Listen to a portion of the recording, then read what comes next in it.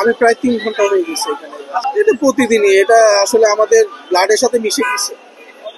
আমরা আসলে অভ্যস্ত হয়ে গেছি এখন, ইউজ টু, যে আমাদের দেশ কতটা পিছিয়ে আছে এটা তার জ্যান্ত প্রমাণ। আমরা কতটা অসভ্য মানুষ।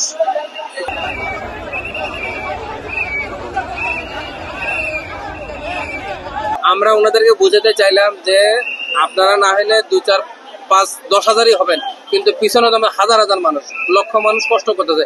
এভাবে কষ্ট দিয়ে মানুষকে আন্দোলন কি সফল হবে কিনা, বা এটা কি সঠিক কিনা, এটা কি মানবিক কিনা, এই আর কি। আমি দুপুর 3টা, 3:30 থেকে এখানে স্টিল দাঁড়ানো আছি, যে কোনোভাবে এখান থেকে চলাফেরা করতে পারতেছি না।